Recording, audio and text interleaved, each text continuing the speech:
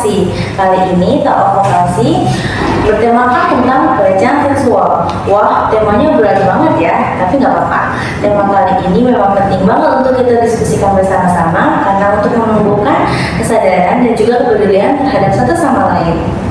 Nah, sebelumnya perkenalkan, nama saya Sinar Bunga dan rekan saya Adina Bersujana. dan tamu spesial kita hari ini Bapak Ahmad Sugendo. Untuk Bapak Ahmad Sugendo, bisa tolong memperkenalkan diri terlebih dahulu. Ya baik, Assalamualaikum warahmatullahi wabarakatuh. Nama saya Ahmad Sugendo. Pekerjaan saya adalah pengajar atau dosen, tepatnya di Universitas Binasional Informatika sebagai dosen bahasa Inggris. Terima kasih.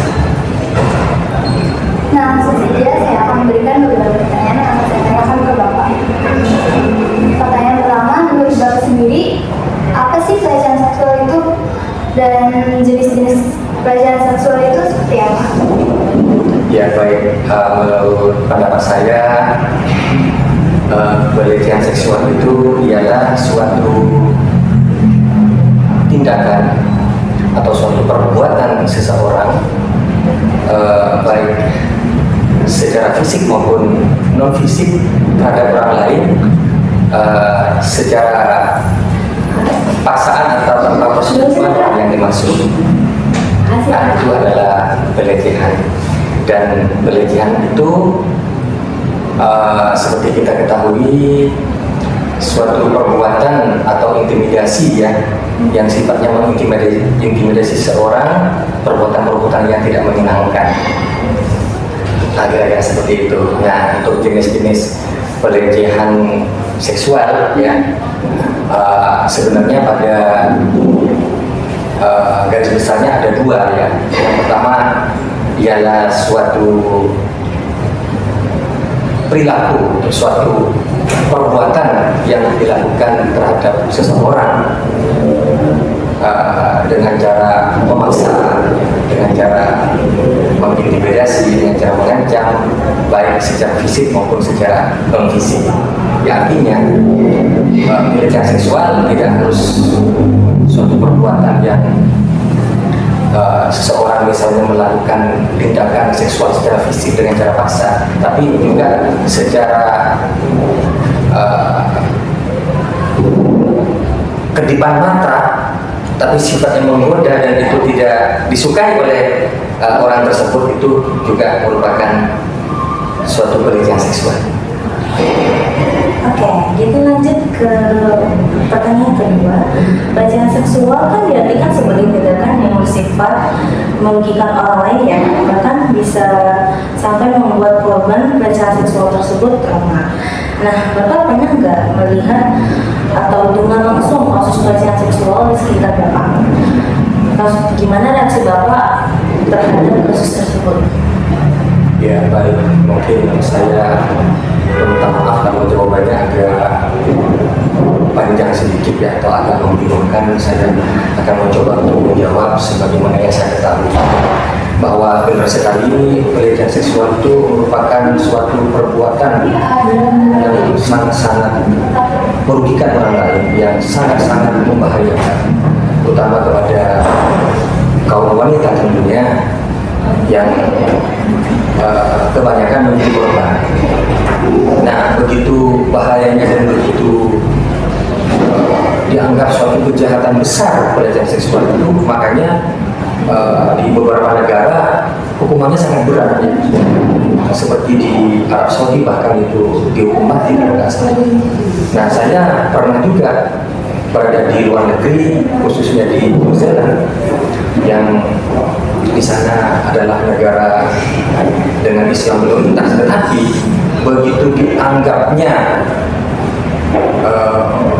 khususnya kepada kaum wanita harus dilindungi, dan begitu dianggap bahayanya sebuah pelecehan seksual, suatu ketika ini ada kasus ada turis atau pelancong dari negara lain yang tidak sengaja itu informasinya ya, atau isu yang saya waktu berada di negara tersebut mendapat informasi itu tidak sengaja menyentuh bagian tubuh tertentu gitu ya. Ya, ada yang menyatakan itu tidak sengaja. Nah, karena begitu dianggap membahayakannya dan dianggap besarnya kejahatan sebuah pelecehan seksual ya, itu selain ditangkap kemudian dihukum, foto dari pelakunya itu berada di hampir di seluruh tempat yang ada di negara tersebut sebagai pelajaran bagi orang lain dan sebagai tindakan pencegahan supaya jangan sekali-kali melakukan perbuatan pelecehan seksual kira-kira begitu. Nah, di negara kita yang merupakan negara Islam mayoritas ya, tentu dalam agama kita sendiri pelecehan seksual adalah perbuatan yang sangat-sangat dilarang. Dan akibat dari pelecehan seksual ini kan banyak sekali korban-korbannya itu menjadi trauma, kemudian ada yang mungkin berani mengungkap, tapi ada juga tidak sedikit yang tidak berani dan memilih diam. Nah, maka ini mengancam masa depan bangsa, mengancam masa depan para korban dari aksi atau perbuatan pelecehan seksual. Nah, oleh karena itu maka tentunya kejadian-kejadian tentang perbuatan pelecehan seksual ini menjadi perhatian yang besar. Mudah-mudahan ke depan semakin besar, walaupun kita sudah ada, kalau nggak salah itu Komnas Perempuan, termasuk perlindungan perempuan gitu ya, untuk mencegah, meminimalisir terjadinya pelecehan seperti itu, terutama sama sekarang yang memang sudah era digital di mana pelecehan seksual jauh lebih mudah terjadi. Kenapa? Karena orang bisa dengan mengirimkan gambar, mengirimkan chat dan lain sebagainya yang bersifat ya melecehkan seperti itu.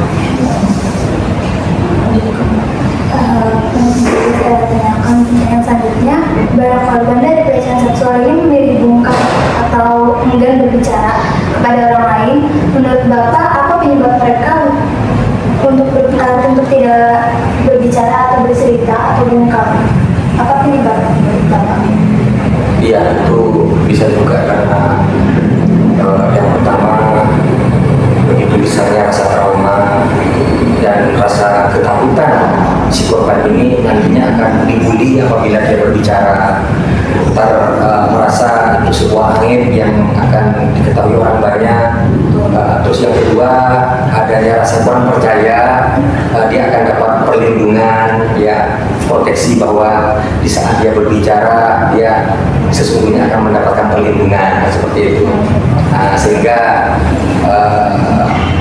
para korban cenderung memilih diam ya karena rasa trauma, dan sebenarnya sebaiknya itu ya kepada para korban gitu ya, sebaiknya berbicara itu ya, entah melalui teman-teman dekat yang nantinya bisa disampaikan kepada pihak berwajib, dan itu tujuannya juga untuk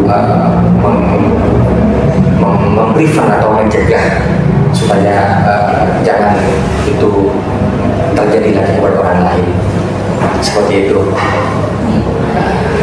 Apa lagi pertanyaannya?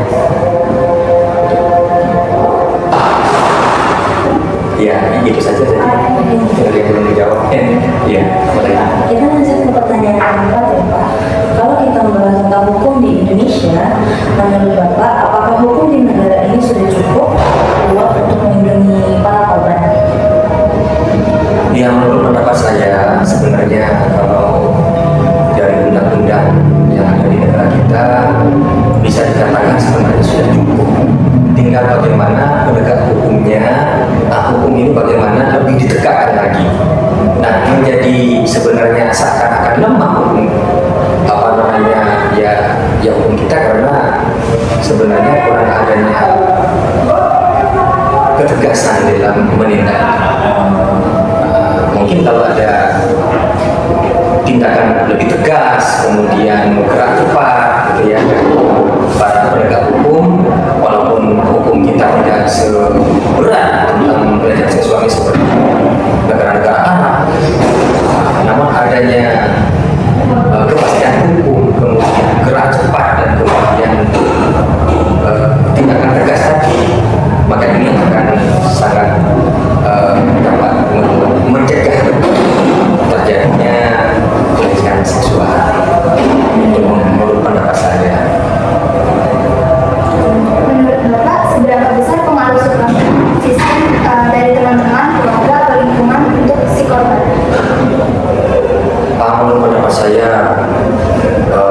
pengaruh dari keluarga, teman, dan lingkungan itu justru sangat-sangat besar, dan itu sebenarnya menduduki posisi pertama. Kenapa? Karena korban ini pasti pertama kali mampu mengungkapkan sebuah beban penderitaan atau apa yang dialami. Kebanyakan pertama keluarga terlalu, dan yang kedua teman-teman dekat. Maka teman-teman dekat ini itu memiliki peran yang sangat besar dan sangat penting sekali untuk para korban, termasuk lingkungan sekitarnya. Itu jadi tentu peran keluarga, teman dekat, dan juga lingkungan ya sangat besar, bahkan itu nomor satu. Sehingga suatu kasus bisa terungkap terkadang kan karena pertama dari peran keluarga dan teman-teman. Untuk pertanyaan yang terakhir, apa harapan Bapak untuk kedepannya tentang kasus pelecehan seksual ini? Harapan saya untuk kedepannya kasus pelecehan seksual akan menjadi semakin menipis dan semakin sirna di negara kita, dan negara kita maupun di dunia ya pada umumnya ya akan bebas dari pelecehan seksual karena karena kesadaran bahwa hal tersebut adalah tindakan yang sangat keji, tindakan kejahatan. Jadi harapan saya mudah-mudahan ke depan negara kita semakin aman, tentram, dan semakin jauh dari khususnya untuk para kaum wanita ya, para kaum hawa semakin merasa nyaman dan merasa aman di negara kita, jauh dari cengkraman para pelaku perbuatan pelecehan seksual. Terima kasih atas waktunya, Pak. Sama-sama. Nah, semoga apa yang kita bahas hari ini bisa bikin kita lebih sadar, lebih peka, dan berani untuk speak up jika melihat atau terjadi pelecehan seksual. Oke deh semuanya, makasih banyak ya yang udah nyimak dari awal sampai akhir. Semoga kita ketemu lagi di Tapak Vokasi di episode selanjutnya. Nun, wassalamualaikum warahmatullahi wabarakatuh.